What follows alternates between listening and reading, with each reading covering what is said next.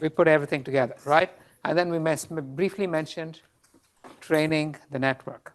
So where we are now is we know how to compose a CNN. We know all the operations it performs. How do we train it? But just for completeness sake, let me do a quick recap. We're going to go do a quick recap, spend 10 minutes on this, and talk for the next class and a half about backpropagation through convolutional neural networks. So the story so far is that pattern classification tasks such as, does this picture contain a cat? Or does this recording include the word hello? Are best performed by scanning for the target pattern. Scanning an input with a network and combining the outcomes is equivalent to scanning with individual neurons hierarchically. We've seen that too. So the first level neurons scan the input, the higher level neurons scan the maps formed by the lower level neurons, and the final decision unit or layer makes the final decision. Deformations in the input can be handled by pooling. Now, for two-dimensional or higher dimensional scans, this structure is called a convolutional neural network. If it's a one-dimensional scan a long time, we call this a time delay neural network. Now, here's the general architecture. A convolutional neural network comprises convolutional and optional pooling layers.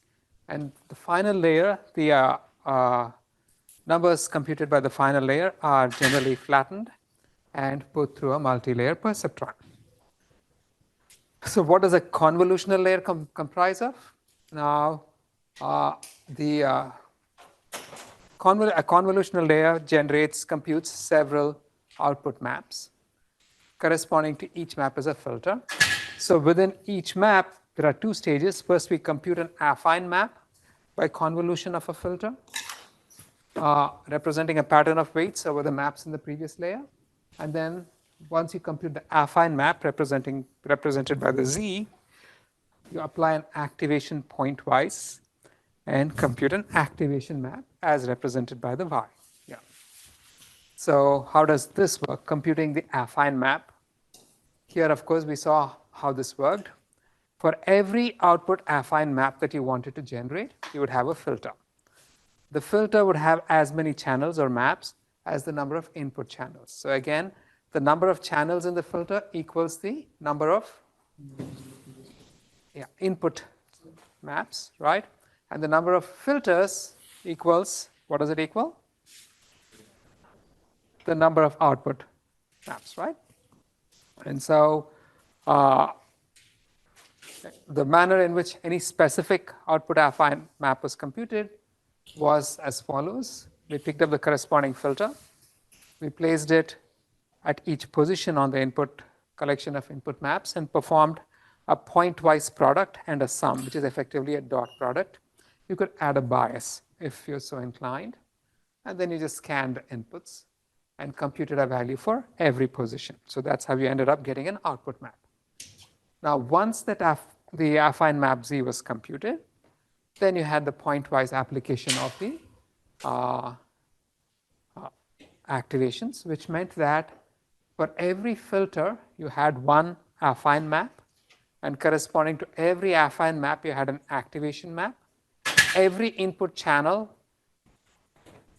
was or contributed to the computation of every output channel, every affine map. But then each affine map contributed to the computation of only one activation map. So each Z was computed from all of the preceding Ys, but then each subsequent Y was computed only from the corresponding Z, as the arrows in the figure show, right? So over here, the Z's, any given Z map actually uses all of the input maps. Any given Y map is only computed from the corresponding Z map. So, goal 1.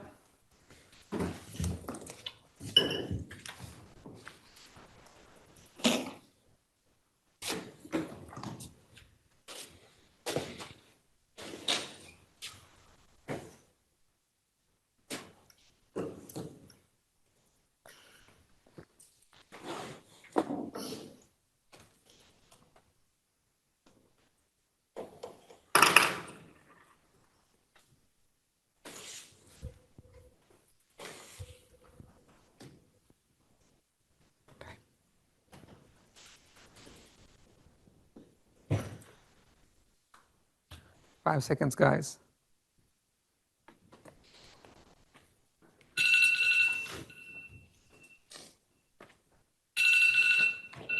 Pokemon Abra, what is the answer? Select is the number of channels equal to the number of input maps? Yes. Yes or no? Yes. Okay. Pokemon Arcanine, is the number of channels equal to the number of output maps, the number of channels in the filter? No. Okay. And Diglett, does the number of filters equal the number of input maps? No. And Shift tree, what about the fourth statement, true or false? True. Thank you. So we all got it, right? And okay.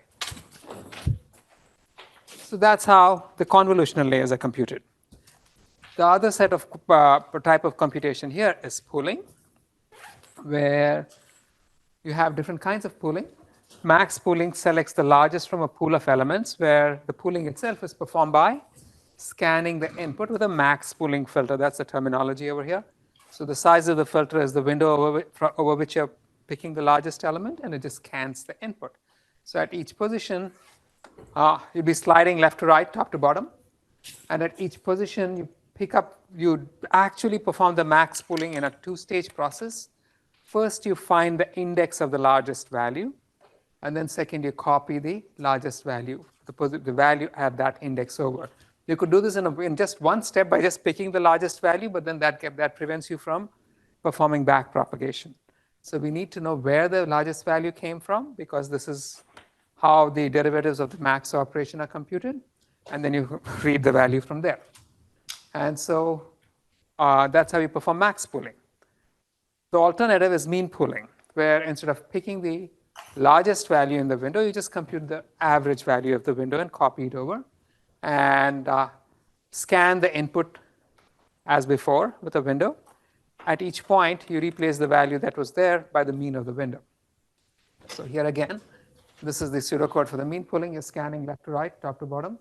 At each position, you're pulling up a window of values from the input and computing its mean. Now, the pooling operation is performed channel-wise, unlike the convolution operation, where each output channel is computed from all of the input channels. In the pooling operation, any output channel is computed only from the corresponding input channel. We also saw resampling. We can proportionately decrease or increase the size of the maps by dropping or inserting zeros. So downsampling reduces the size of the maps. If you want to downsample by a factor s, then after each column, you drop the next s minus 1 columns. After each row, you drop the next s minus 1 rows. Upsampling does the reverse. It increases the size of the input. So if you want to increase the map by a factor s, then after each column, you introduce s minus 1 columns of zeros. After each row, once again, you introduce s minus 1 rows of zeros. So this is the downsampling operation. You can think of it as a layer. There's a downsampling layer. I'm not sure where that music's from, but it's nice. And so you can literally think of it as erasing s minus 1 after s minus 1 rows after every row and every s row, and s minus 1 columns after every s column. So if you started with this image over here, if you wanted to downsample by a factor 2, you'd be erasing every second row and every second column and then compacting the whole thing together. It's a two-stage process. And the upsampling layer does the reverse. You just pull the thing out, and in the gaps, you just introduce zeros. So this is how you'd upsample if you are upsampling by a factor 2. You just separate the whole thing out and introduce zeros. It's all very simple, right?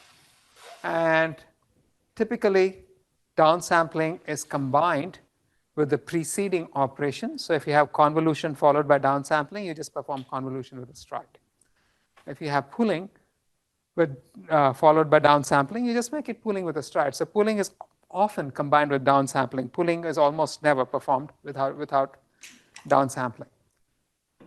Nonetheless, it's very useful to think of this when you're performing convolution with a stride or pooling with a stride. The fact that you have a stride makes direct computation of derivatives painful. If you've ever gone through blogs and textbooks and such like, they devote unnecessary amounts of space on how to deal with pooling with strides greater than 1 when you're convolving or pooling. The fact is, if you just separate these two operations out and always think of it as convolution followed by downsampling, or pooling followed by downsampling, the process becomes trivial. Upsampling, again, is typically followed by convolution. Now, very often, for the same reason as before, you will find unnecessary amounts of text devoted to computing derivatives for fractional convolution layers, fractional stride convolutional layers, where you're essentially upsampling. If you think of it as an upsampling operation followed by convolution, an upsampling layer followed by convolution, the computation of derivatives becomes trivial. So typically, downsampling follows an operation, upsampling precedes a convolution operation, upsampling is almost never followed by a pooling operation. And we refer to it as convolution with a fractional stride. They're also called transpose convolutions for reasons that we won't get into here. So pooling with downsampling or convolution with downsampling, these are going to be resampling operations. Upsampling followed by convolution is also a resampling operation. And although these are implemented in practice as single operations, for our purposes, we will separate the two operations. Anytime you have a stride greater than 1, you're going to say it's the basic operation itself, followed by downsampling. And if you have a fractional stride, you're going to say it's an upsampling operation followed by the basic operation. So here's how we set up the entire operation end to end. If, for instance, you wanted to perform classification of an image of this kind, you'd separate out the R, the G, and the B layers. You'd pack them into a stack. And the CNN itself is a sequence of convolution and pooling operations. Now, corresponding to each of the convolution operations is going to be a set of filters. So if you stack things up like this, your filters are going to look like cubes because your filters are basically a collection of channels, right? We saw how this works. And so the number of how does the number of channels or maps in the output of this convolution relate to the number of filters? How does it relate to the filters? Pokemon, Caterpie.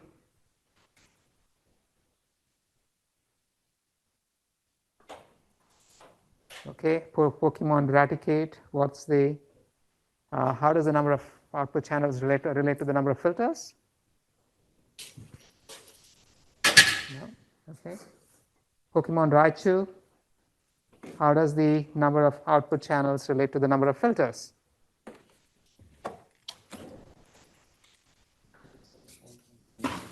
There's no response in Zoom? Okay, what's it say? The number of output channel is equal to the number of filter. Thank you. Right? So we're going to have one filter for every output channel. And so similarly, now these channels are going to be compressed typically through a pooling operation because pooling is usually performed with a stride.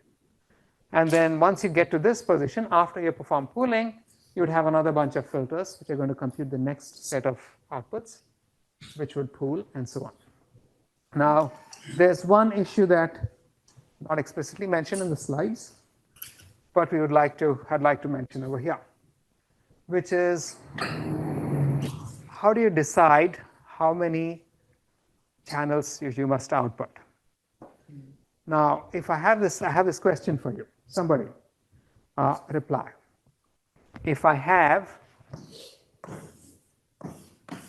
a collection of channels. So let's say this is n cross m, and there are k channels here. How many values do I have in all?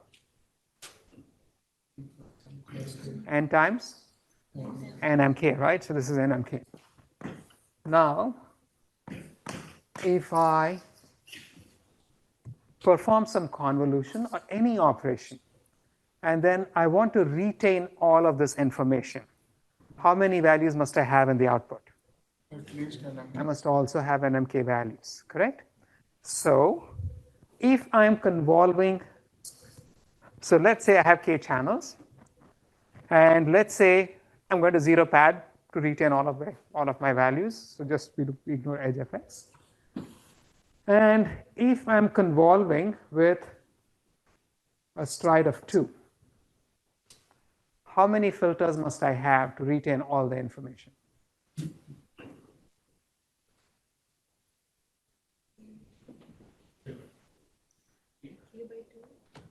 Pokemon Golem, how many must I have? A plus 2. What, pardon me? Is it K plus 2? K plus 2. Okay, somebody else? Pokemon Cluster. 2 times m times 2. 2 times 2. This is going to be, if I take a stride of 2, this is going to become n over 2, m over 2, correct? So how many channels must I have? 4k, right? Otherwise, you're going to lose information, correct? Makes sense to everybody? Right. Now, I may not perform convolution with stride 2. I may perform convolution with stride 1 so that the output remains n cross m. But then I follow this by pooling with stride 2. How many channels must I have?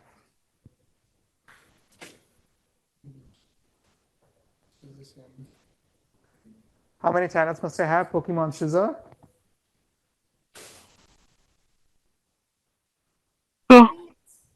Yeah? Pardon me? Could you repeat the answer, please? K plus 2. K plus 2. Somebody was answering over here. Okay, tell me this. If I convolve with stride 1, the output remains more or less n times m. Then if I pool with stride 2, what will this become? Mm-hmm. Can you speak it up? Can you speak up, please? This is going to become n over 2 times m over 2. So how many channels must I have if I want to retain all the original information? 4k, right? So regardless of whether you are convolving with a stride or convolving normally, but then following up by pooling with a stride, if you do not want to lose information, then you want to increase the number of channels. So typically, and you want to increase the channels also to deal with the edge effects because you're going to be losing stuff. So typically what happens is that as you go through the network, you have sequential pooling operations. So the maps become smaller in size. So how do I compensate for that? I keep increasing the number of channels. Otherwise, I will lose information. Everybody with me? Right? So, okay. All right. And all the parameters that we must learn are going to be all the filters. Yes, Chetan. Thank you. That's a very nice question. If you do not want to lose information, you must increase the number of channels. In general, we want to reorder the information. We don't necessarily want to lose it all the way until we get to close to the classification layers. That's where you actually begin filtering out the garbage, right? And so we like to keep stuff. But you're right, there may be a lot of noise over the things that are unrelated to the primary task, which you would want to lose.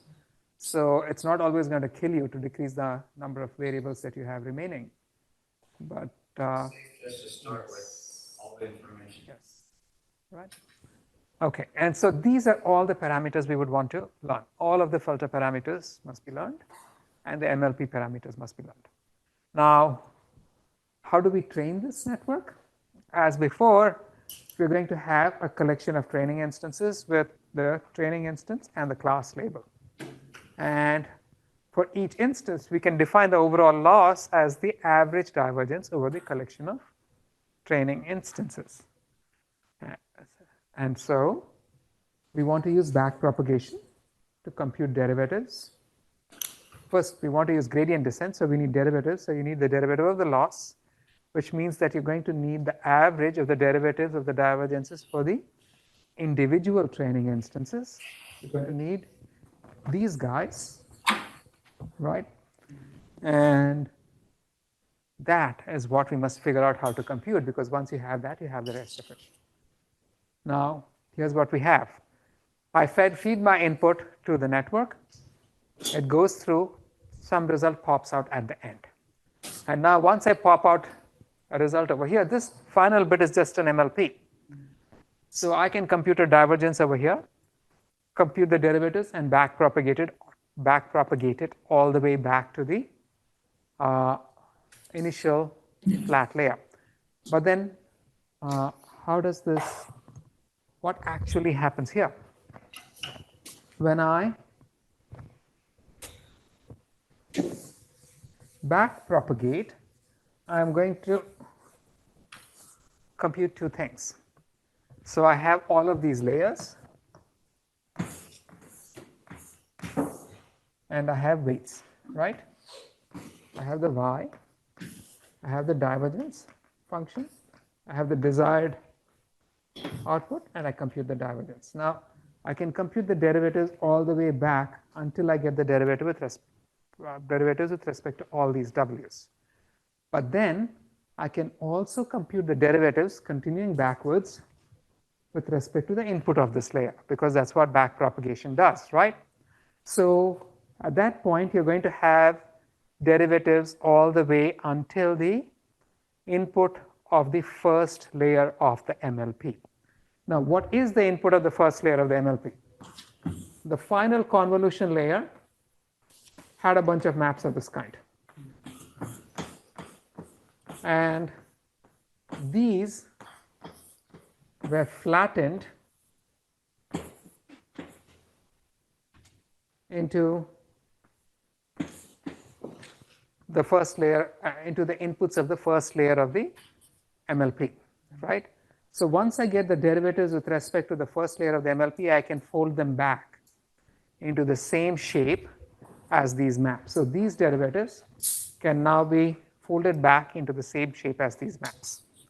And that's where we're going to begin from. Everyone with me? Questions? Zoom? Any questions? Okay.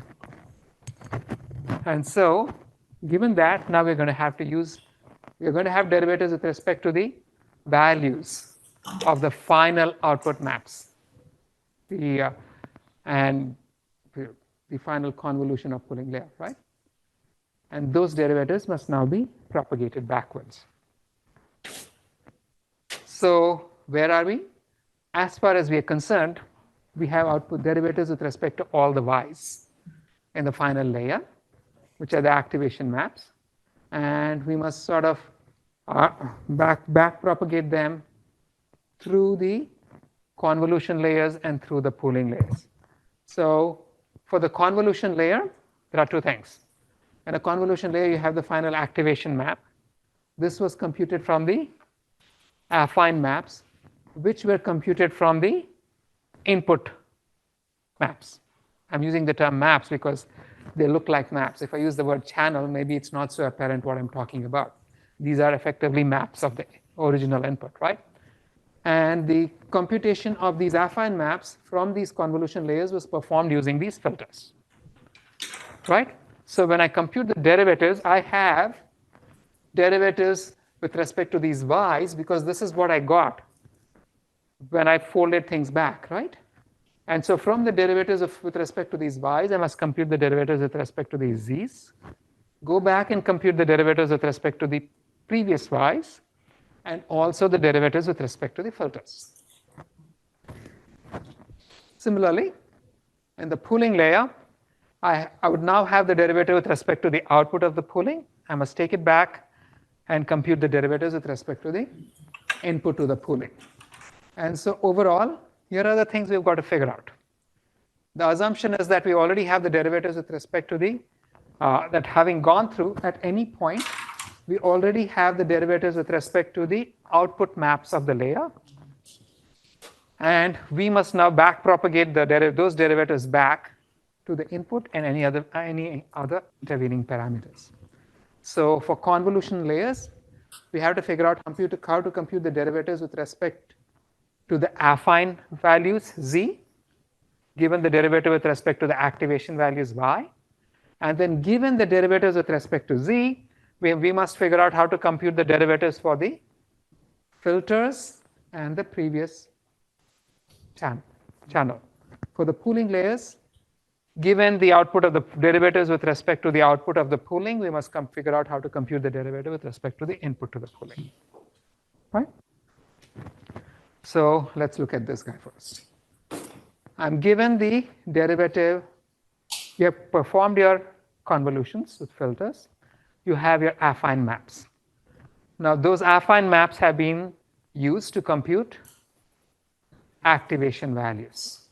So you now have derivatives with respect to the activation values. How do I compute the derivatives with respect to the affine term, right? But then that's easy. So I'm assuming over here what happened.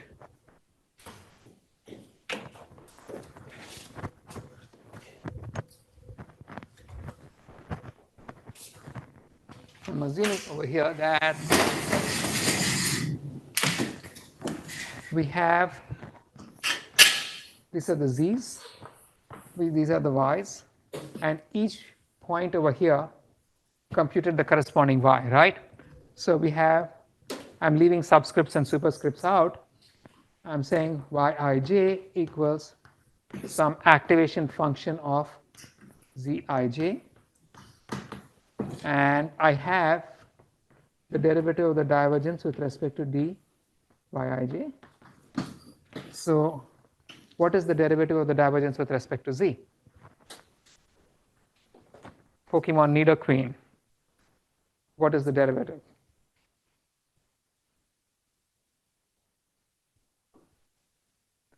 Okay, Pokemon Ariados. What is the derivative with respect? It's okay to say, I don't know, right? But what is the derivative with respect to z, given the derivative of the divergence with respect to y? Pokemon Ariados? No, okay. Pokemon Corsola. What is DFDZ. Pardon me? I mean, F prime V might be the Thank answer. you, right? Thank you. So there's going to be d dive over dyij times f prime z I comma j, right? Everyone with me so far? We haven't done anything magical. Okay?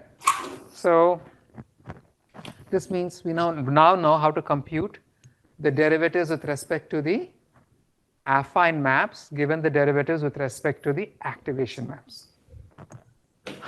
So this is done. The first one, we know how to compute derivatives. Oh, go back. What is happening here? So we now know how to compute derivatives with respect to these guys, right? How to compute the derivatives for z's given derivatives for y's. Now let's see how you can compute the derivatives for the filters and the previous y's given z's, the derivatives for the z's, okay? This ends up being a little involved. And so we can just look at the math. again, in the forward computation, we have computed all the affine values, all the z's, right? And all the y's. We have w's. Now, back propagation, given the derivative with respect to the z's, we want the derivatives with respect to the y's and w's. So basically, there are two different terms that we have to consider. The input maps y convolve with the filters w to give you the output affine maps z. So if I have the derivatives with respect to z, I have to figure out what the derivatives are with respect to the input maps y and what the derivatives are with respect to the filters, right? There are two different derivative operations to be performed. So let's just consider the first one. So do you see how we are breaking this up step by step, right? So here's where we are. I already have my derivatives with respect to the z's. What am I computing the derivatives for? The y's, all the way back there, okay?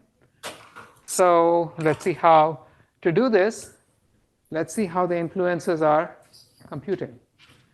All of the input y's influence every single output z through the filters, right? So every input channel works through the corresponding channel of the filter in computing a given output channel. So extending this, every input channel influences every, I just do a simplified picture. So the edge shows you which filter. So the filters have, I'm showing you a subscript and a superscript and terms in parentheses. So the subscript basically tells you the input channel number, right? The subscript's the layer, yeah. The subscript's the layer, and the terms inside represent input and output channels. But you don't really need to look at the symbols over here. It's pictorially fairly clear, okay?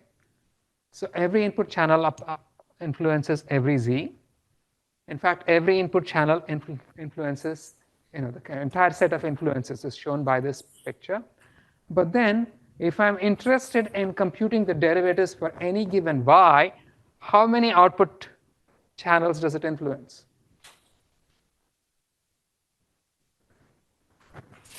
So any given y influences how many output channels? Pokemon Fiero.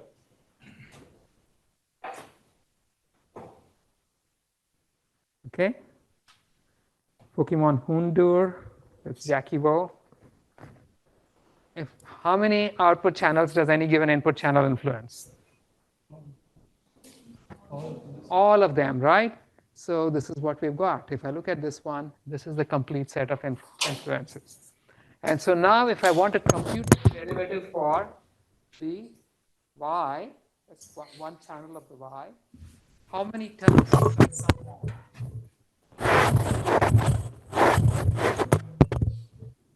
How many terms must I sum over?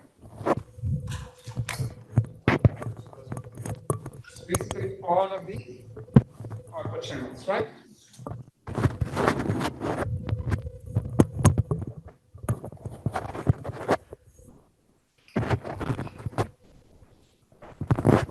Thank you.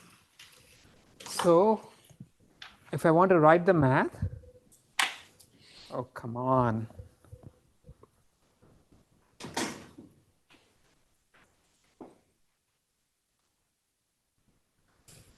So if I want to write the math, this is what it's going to look like. The derivative with respect to any particular channel of the input is going to sum over all of the output channels, and within each summation term is the product of the derivative of the divergence with respect to that z times the derivative of the z with respect to the y. Right? Simple distributed chain rule. And this is the term that we need to compute because the derivative of the divergence with respect to z is already known. So now these derivatives, you're going to have one derivative for every single output channel, right? Every one of these can be differentiated with respect to the y. So let's consider any single one. The derivative of the nth affine map with respect to the elements of the nth affine map with respect to the elements of the mth input map, okay? So Again, we want to compute the derivatives of the elements of the output map with respect to the derivatives of the input map, or more explicitly, specifically, we aren't even interested in individual derivatives. We are interested in the derivative of elements of the input map with respect to the output map, right? So now consider this one element highlighted in red. That is the 1, 1 input value, right? So when I place the filter, this is the same picture that we saw in the last class. If I place the filter on top of this map, which output value am I computing right now?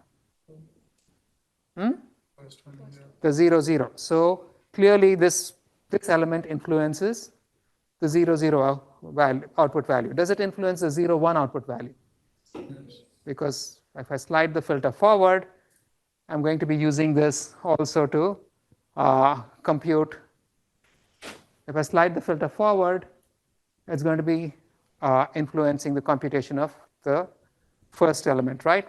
If I slide the element 2 steps forward, then it's out. Similarly, when I slide the filter downward by 1 position, it's going to be using 1, 1 to compute this term. And this guy here, which this term. And if I slide the filter 1 down and 1 right, it computes the 4. But then if I slide the filter any beyond that, the element is that the highlighted element is not going to be involved in the computation, right? So when I want to compute the derivative of the divergence with respect to this guy, I must sum over these 4 elements, right? So, but that's just one channel. That element is going to be influencing the same 4 components of every output channel. You guys with me? And so, if I want to compute the derivative of the divergence with respect to this element, I'm going to have to sum over all of these maps. That's a sum over n. And within each map, I'm going to have to sum over all the elements that it contributes to. And the term I will sum is the derivative of the divergence with respect to each element times the derivative of that element with respect to this guy. Everyone with me? Questions? So this looks complicated, but is it? Question. Yeah. What if the stride is not 1? Pardon me? What if the stride is not 1? So we are always going to assume that the stride is 1, because if the stride is not 1, you will separate it to to a sequence of 2 operations. The first one is a convolution with stride 1 followed by a downsampling. So we will deal with the derivatives of downsampling separately. As far as the convolution is concerned, you must always assume that the stride is 1, because a stride greater than 1 can be peeled off as a downsampling layer. That answer your question? Okay. Yes, thank you. Okay. So, how does a single element in the input influence the various values in a specific output map? I'm using, now remember, any particular input channel is going to work through the corresponding channel of the filter, right? So this is going to be the mth channel of the nth filter, which determines how the mth input channel contributes to the nth output map, right?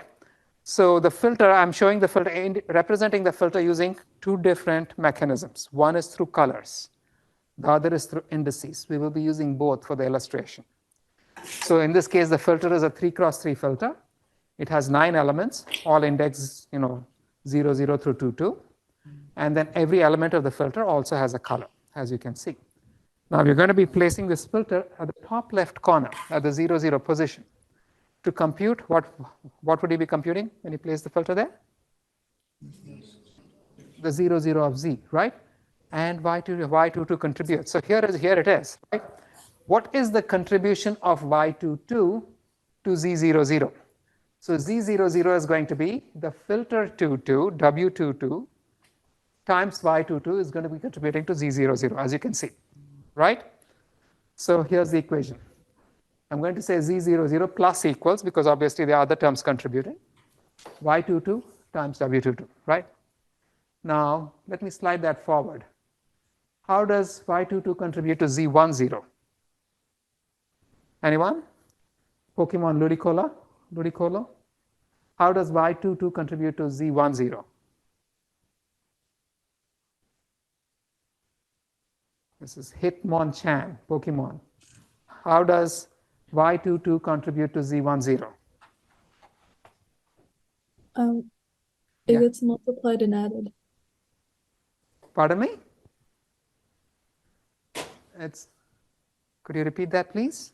It gets multiplied with W. Which added. W? 1, 2. Exactly, right? So Y22, the pink color gives away the answer, right? Y22 multiplies Z12 to give you, the W22 multiplies Y12 to give you Z01. And how does, okay, how does Y22 contribute to Z20? Anybody? So Y22 multiplies W02 as indicated by the colors, right? Now if I go down 1, then why does this skip 2 steps every time? Okay. How does it contribute to Z01? Anyone? 1. Multiplies 1, right? And so that's how the computation goes on. Does anybody see a pattern? Does It's anybody see a another pattern in the convolution. indices? It's another convolution type thing. Here is the thing. The index of Z and W sum up to the index of Y every single time.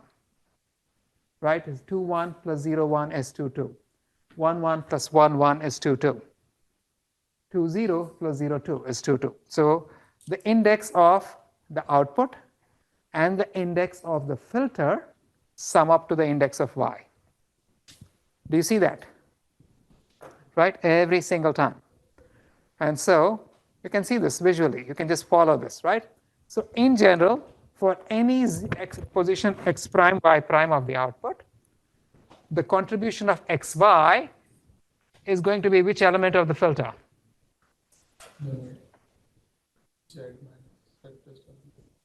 So again, what was the pattern? What did we observe?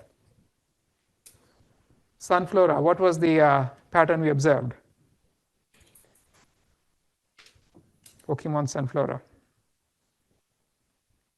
Okay, Pokemon Vaporeon. What was the pattern we observed? Okay, Pokemon Umbreon. What was the pattern we observed?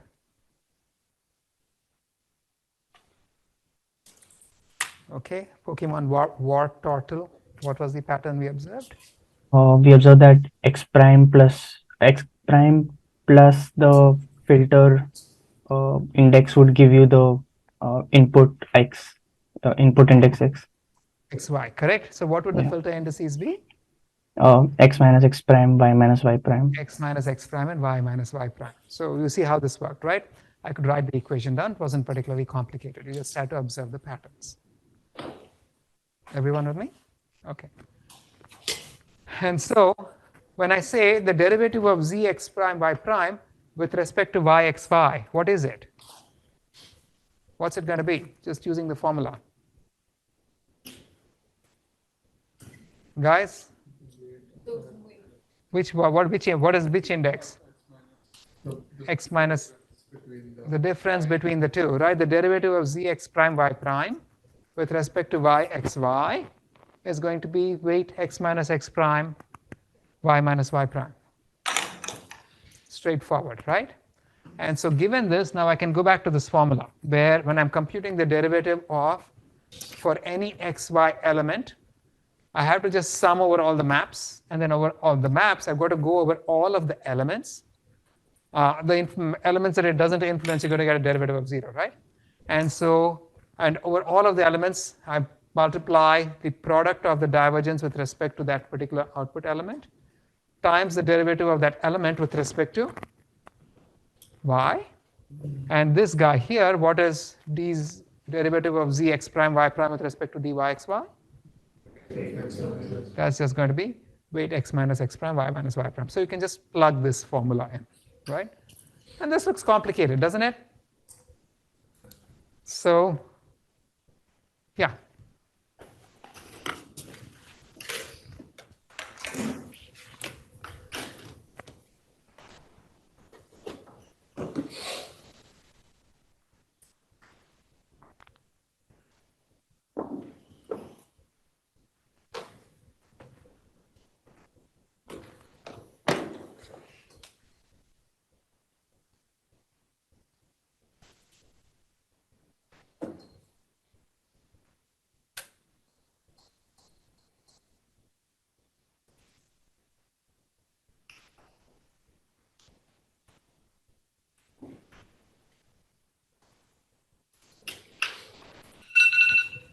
All right. First question, Pokemon Chansey. What's the answer? True. True, thank you. And Hoot Hoot, what's the answer to the second one? Pokemon Hoot Hoot? Yeah, that's you? Okay, sorry. All right. Pay attention, guys. What is the answer to the second one?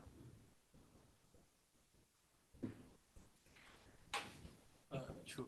Also true, everybody agree? Right? So, come on. Okay, both of them are true, right? This looks like a complicated operation over here. But the fact of the matter is just a convolution. It's a very trivial convolution. How so? This is the formula we just saw. And to see how this is a convolution, I'm going to go back and see these colored pictures. Okay? Now here again, that's the filter. It has two separate indices, as you can see. And it's going to be convolving the y map to give you the output z map, right? Now look at how, when I position the filter on top of the y map, which element contributes to z0, 0? That's the 2, 2 element, colored red, right? The element, so the derivative over here that I'd be multiplying, the derivative for z0, 0 is going to be multiplying w22, correct? So this guy, the 1, 2 element shown in pink is what is going to be contributed, multiplying the derivative at z1, 0. Everybody see that, right? And the 0, 2 element, or is it? No. Yeah, the green one, the 0, 2 element is going to be multiplying the derivative for z2, 0, as shown by the color, right? And similarly, again, I'm still computing the derivative for y22, but then the derivative for z01 is multiplied by the light green weight, which is w21, right? And so on.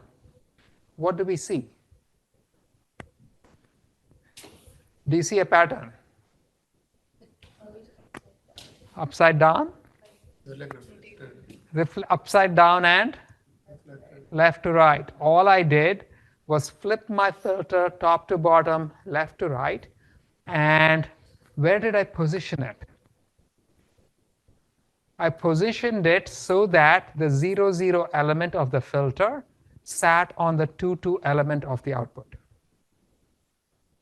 Do you see that? Right? And then I just multiplied the elements of the filter with the derivatives for the underlying, the z underneath, and then sum them up.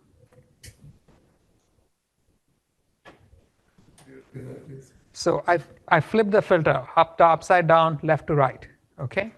And then I positioned it so that the pink element, the 0, 0 element of the filter, sat on the 2, 2 element of my output to compute the derivative for y22. Right? If I wanted to compute the derivative for yxy, how would it sit? Just extending the logic, how would it sit? X bar, x minus x bar, minus. How would xy, right? the 0, 0 element of the filter is going to sit on the after reflection. It's going to be at the bottom right, and it's going to sit on the xy position. And so here's what, this is what, so if I looked at the derivatives, right?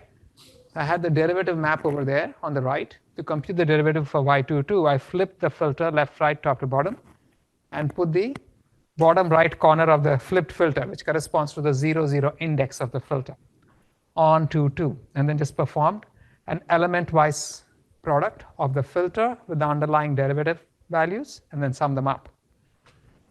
Or more generally, if I want to compute the derivative at any xy, I'm just going to flip the filter left, right, top, bottom, and place it with the bottom right corner at xy and perform a component-wise product and multiplication, which is just, what is that operation? It's a dot product, right, at this point. And of course, this is from a single map, right? Now, here's something else. I have my derivative with respect to z. I want the derivative with respect to y. Say I'm not zero padding, right? How many elements will, how many derivatives do I need to compute? Over here, in this example. The size of y, right? But how many values do I have on the output? The size of z. But then we know that the bottom right corner of this reflected filter has to sit at the same index that of z for as the index of y for which you want to compute the derivative, right? Clearly there's no room over here. How would you deal with it? Pad it. Thank you, right? So I'm going to flip my filter top to right or bottom, left to right. I pad my output map with zeros, right? Place the filter like so in a product, right? And then I can just slide forward and I'm computing derivatives for every element. Where will I run out of elements? And how many elements am I going to compute? Exactly the size of y, right? So how many rows and how many columns will I be padding it with? Filter size minus 1 on every side. Does that make sense visually to all of you guys? Right? Very simple, right? The math looks a lot more complicated than the actual operation when you draw these things out and visualize it. But the thing is, so that's the derivative at, general formula for the derivative. But then the derivative at any location is derived through all the output maps, not just one output map. Correct? So what must we do? So let's say I want to compute the derivative of the mth input map. I'm going to pick up the mth channel of all the filters. Right, now observe that I'm picking a row from the sets of filters. I'm not picking the mth filter, I'm picking the mth channel from all the filters. Okay, so I took a row and made it a column, effectively. So that's like a transposition, right? So those are the mth channels of all of the filters. And then I flipped all the those filter channels, left, right, top, bottom. And then I padded the input derivative maps 0 all around.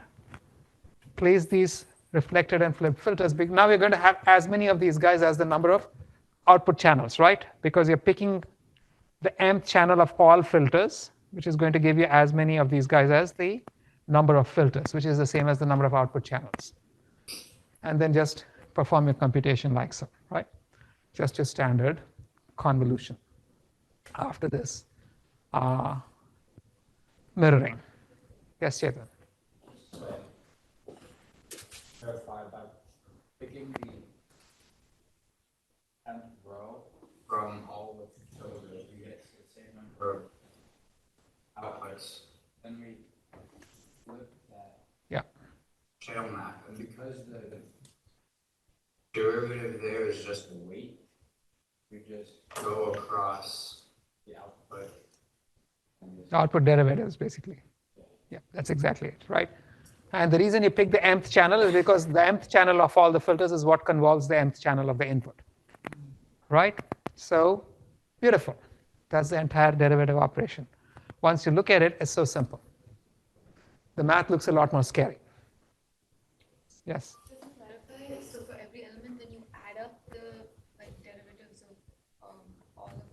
This is just a convolution operation, right? I flipped the, let me show this. I flipped the filters. What happened here? Come on, yeah. I flipped the filters, zero padded, it's an inner product. So the filter value times the underlying derivative value. You do it over all the colored elements here and sum them up. Questions? Yes, Stephen. That like last column that you have there, you're multiplying the weight times the derivative that we already computed. Yes. With respect to the output. Yes. I still quite don't see like where are we taking the row here? Isn't this like the same operation? Yes, but this is so. Wait a minute. I have too many. There's a little too much animation here for. We pick the mth row of all the filters. Okay, and then this is just the mth row of all of the filters, like laid top to bottom. So that's like a transposition of the filters. Then you're picking the mth row because you're going backwards. Right. Going backwards is always a transposition of going forwards. So we're just multiplying the flipped filter with the derivative value already computed. Yeah. And we're doing that for all of the filters and then just summing it up. Yeah, that's it. Okay. Right. So again, once you look at the pictures make it obvious what is going on. The math often doesn't, right? Yes.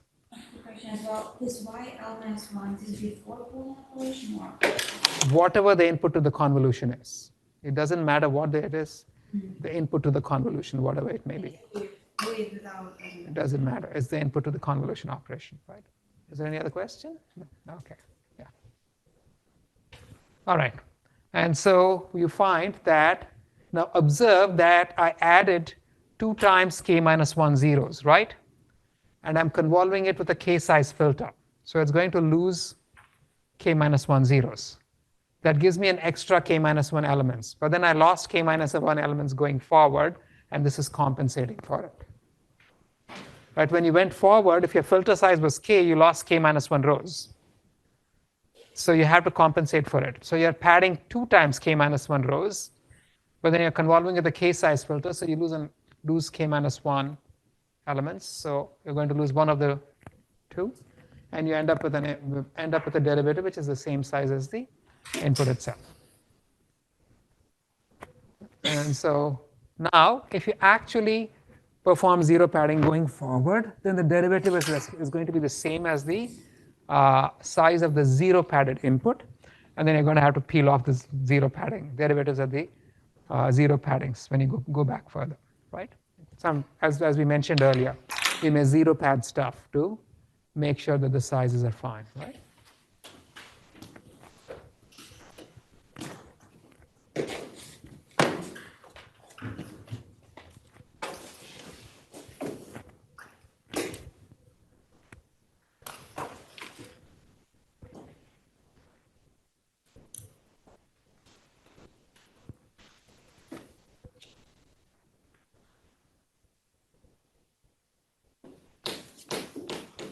10 seconds.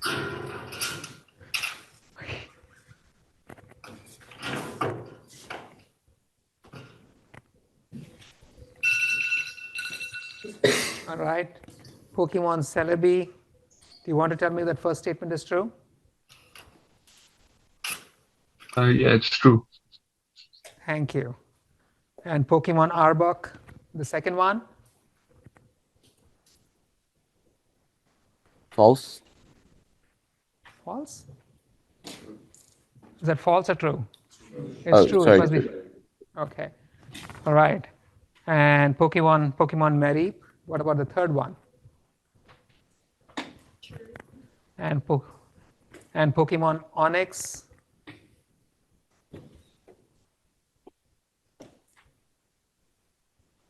Pokemon True. True. Okay. Thank you. Okay, the last one.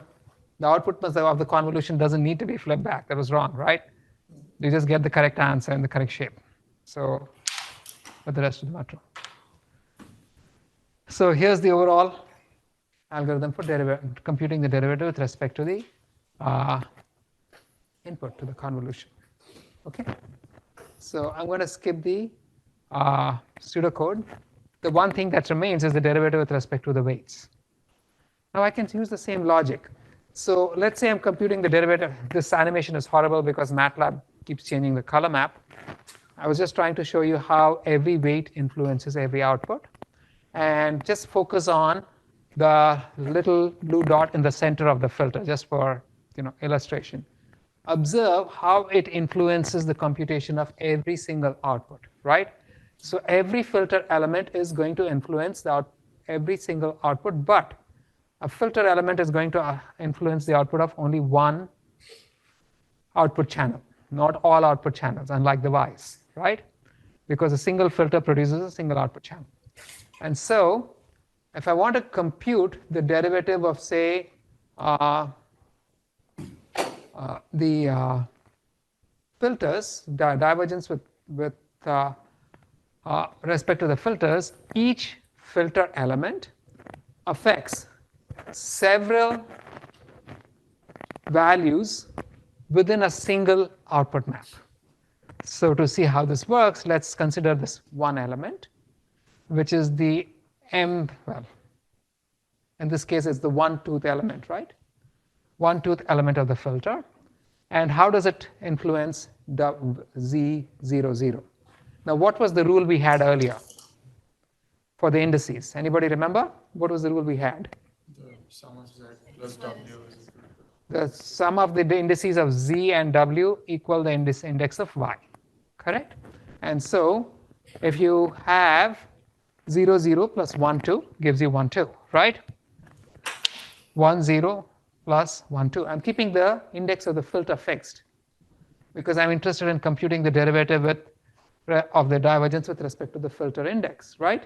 And in every case, you see that it's used in the computation of all the Z's, but here is what we got. We got for any given Zxy, right? The index of Z plus the index of W gave me the index of Y. Correct? So Zxy equals, plus equals, right? There should be a plus. I just missed the plus. W12 times Y of x plus 1, Y plus 2. Or generalizing, for any xy position in Z, the contribution of the ijth element of W is through Y of x plus Y, Y plus J. We're still using the same logic as before, right? And so now, if I want to compute the derivative of Z, I already have the derivatives of the divergence with respect to the Z's. I just need the derivative of Z with respect to W, right? And so based on this, what is the derivative of Zxy with respect to Wij? Y, x plus I, Y plus J. Everyone with me? Right? And so, easy. So all I have to do, again, unlike the case of the input maps where I had to sum over all of the output channels, I just need to consider one output channel, but I need to consider all the elements of the output channel. And so the derivative of the divergence with respect to any ijth element of the filter, the nth filter, the mth channel of the nth filter, right? The mn. The indices can get confusing. Let's not look. You can sort of figure these out. I'm more interested in the ij's. The derivative of the divergence with respect to any wij is the sum over all elements of the output map over here, which is going to be the n, because it's very specific to the filter. And it's the sum of the derivative of the divergence with respect to the z element times the derivative of the z element with respect to the filter. And what is the derivative of the z element with respect to the filter? What is the derivative of the z element with the zxy with respect to wij? Just Y x plus I. This guy, this is already computed. This term is y of x plus I n plus j. I can just plug it in here, right? This is an easy formula. We can implement it. But what I'm going to say something more. What do you think I'm going to say? What kind of an operation do you think this is? Another convolution. Another convolution, right? So Yeah. This is just, I'll actually just go straight to this, right? So we know where the formula came from, but this is just a convolution. And to see how this is a convolution, let's look at what happens here. So forward operation, each filter produces an affine map. Now let's go back and look at this, right? If I want the derivative of W12, Zi, the Z had to be positioned at a specific element, right? Because specific position. And where was it? Where was it? The derivative of Z had to be positioned at a specific position. Where was that? Every Z index was multiplied by the W index to get the corresponding Y position, right? So which means that the entire Z map had to be positioned at Y12. If I wanted to compute the derivative for W00, then the entire Z index had to be positioned at Y00, because I start at Y12 and then I keep summing over the Z indices, correct? And so this is basically what happens. So let's say I want to compute, let's consider the second map of the first filter, second channel of the first filter. So that connects the second input channel to the first output channel, right? And now I already have the derivatives, so that's all I need to focus on. The rest can be ignored. The rest don't matter. If I'm trying to compute the derivative of the second channel of the first filter, the rest of the terms can be ignored, right? These are the only things that matter. And so I already have the derivative of the divergence with respect to the output map. To compute this term, the derivative with respect to the filter, I'm just going to be placing that output derivative map at the 0, element of the input map, not the derivative of the input map, but of the input map Y itself, right? And then just performing a component-wise multiply and a sum. And that gave me the derivative for W00. And then I can slide that forward 1, place it at 0, 1, and perform a component-wise multiply and a sum. That's going to give me the derivative for W01, right? And you can see how this goes. This is how the derivative goes. So very simple, right? This is a convolution, and it's the most trivial convolution you can think of. There's no flipping even. And so if I have the derivatives for any particular output map, output channel, and I want to compute the derivatives for all the channels of the filter that composed it, then I'm just going to place this guy. I'm going to convolve this guy with this one to give me the first filter channel, this guy with this one to give me the second filter channel, and so on. There is no zero padding, the sizes will match up, yes. So you convolve with all of the output maps to get You compute no, this is for an entire filter, right? So the filter has as many channels as the input map. So you convolve the derivative of the output map with the input channel to get the corresponding channel of the filter. Right? Questions? Anyone? Yes, because each filter is exactly. Right. And then questions? Anybody? Yeah. So for each output filter that we're getting from calculating the dot product, does that correspond to a bunch of weights, or is it just one particular weight? Like, so, like, what I didn't quite understand what W of 1, n is in this slide. I guess that's the question. So W of 1, n is the first channel of the nth filter. So that's it. Is that the weight that's corresponding to the first channel of the input, the first input, and then the nth output channel? Yeah, nth filter. Okay, so that just, for every filter and every input, we get a corresponding output. right? So everything should match up, right? Oh, you didn't see that. Especially the Pokemon that I'm going to call out. Marowak, you haven't seen that. I know. You haven't seen that with our previous slide.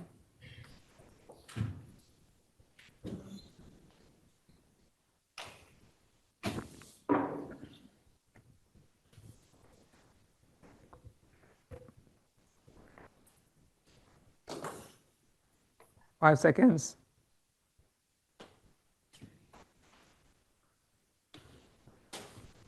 Thank you, Vibha. What's the answer? First one. You saw it. The first one's true, right? The derivative for the mth channel of the nth filter is computed by convolving the mth input channel by the derivative map for the nth output channel, right? I mean, these kind of written in a very convoluted way, but you get the idea. So I have some pseudocode, but I'll skip it, right? It turns out that if you look at it through code, through the lens of code, it's even more simple than the operations that I just explained. But the convolution operation looks scary. The derivatives look scary till you actually begin drawing pictures and painting them. And then you realize there's nothing going on, right? It's very simple. Okay. But anyway, so we've taken care of the convolution. The next thing is, so then convolution layers are dealt with, right? For pooling layers, we've got to compute the derivatives for pooling layers. How to compute the derivative of the input of the pooling layer? Yes. I just found out when we are trying to, like, just so when we're calculating the weight, so the derivative of the z by the weight, that's a convolution? No, the derivative of the divergence with respect to the weight. It's a convolution of the derivative of the divergence with respect to z and the input. Yeah, so what about the derivative of the divergence with respect to the inputs? That we've already done, right? You took the filters and flipped. Is that also a convolution? That's what we spent a lot of time explaining, didn't we? Okay, so. Where you just took you flipped the filters and then convolved, right? Okay, so for this, for calculating derivative with respect to the weights, we don't need to flip it. But that's right. With respect to the, yeah, okay. And is that being like convolved over like all the W values? Yeah. For the first? It's exactly as we saw in the figure, right? For the inputs, you're going to be picking the corresponding channels of the filters, then flipping them and convolving. Okay. So now let's go over the pooling layers. I may run out of time, but I'll pick this up in the next class. We have a little time. So pooling, as we saw, groups a bunch of values, right? So let's try to do this with a figure. I won't actually do the math over here. And you guys answer my questions. So this is Pokemon Haunter, right? Suppose I'm pooling here. And I have looked at these 4 elements. And I picked this element as my output. So this is my input. I'll call this yi. This is my output yo. And I have the derivative of the divergence with respect to yo. Which of the input elements will the output derivative contribute to? The shader. So no, but this was for Pokemon Haunter, right? You there? Nope. Pokemon Seattle, that's you. Okay, you already answered. So, because if I have y equals yo equals max of a bunch of elements, then only the element that's actually selected affects the output. Perturbing these guys does not affect the output, right? And so whatever derivative I have over here, this is simply going to get copied here. What values will these pick up? 0, because they do not affect the output, right? But then I slide forward by 1. And I slide forward by 1, and And let's say even for this window, the same element gets picked up. Then what happens? You would add it up, right? This term is going to get added here. And these guys, they're just going to get zeros, addition more zeros. That makes sense to everybody? Right? Now you see why you need to retain the index of the maximum element going forward. You know which one inherits the derivative, right? And so you're going to max pooling is just going to be picking up the index of the max element, and then you're reading the value there. When you're computing the derivative, you're just going to be copying the derivative at the output map location that it contributed to into the location of the max, right? And if you actually want to do this correctly, you're going to be doing this is the forward operation. And the reverse operation, you'd be doing a plus equals, simply because if the same element contributes to the outputs at multiple locations, all of those derivatives must be summed, right? So again, mean, same thing. Suppose I have a mean. Now let's go back and consider the same thing. I may run over by a minute. Just bear with me, folks. So suppose I'm looking at this guy, and I computed the mean value and filled it here, right? So this mean is y11 plus y12 plus y21 plus y22 over 4, right? I got some derivative here. How does that contribute to the derivatives here? Divide by 4 and just distribute it uniformly over all of the elements that contributed to it, right?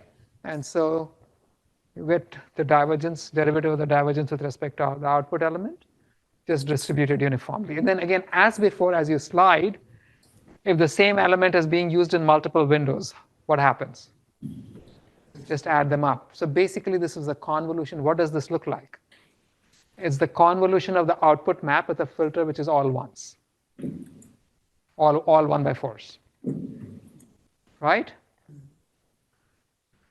So, easy. And so we've seen how we can compute the derivatives for all of the most complicated operations, pooling and convolution. What we have yet to do is to figure out what to do if you have a stride greater than 1 or less than 1, right? But for now, we've seen that a convolutional neural network is a supervised version of a computational model of mammalian vision.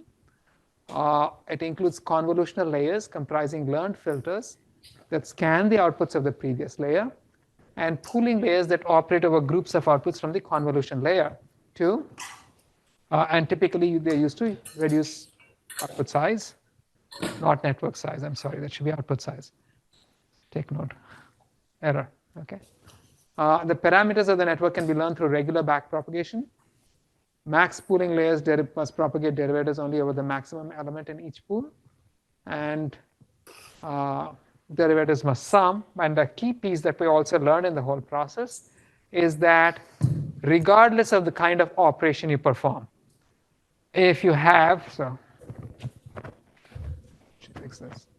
If you have any operation which takes in some m elements in some shape, right? And it doesn't matter what the shape is, and produces some output in whatever other shape, and all of this is being used to compute the divergence. When you come back all the way here, how many elements must the gradient have, and what will the shape be? I'm speaking of the gradient. It's going to have the same number of elements as the input in the same shape as the input, right? Regardless of whether you're downsampling, upsampling, squeezing, compressing, whatever, nonlinear operation, doesn't matter. When you come back, all of those operations are going to get undone, so you end up with derivatives, gradients, derivatives are transposed, right? Of the same size and shape as the input. Okay. I'll stop here. Any questions? No? Thank you very much.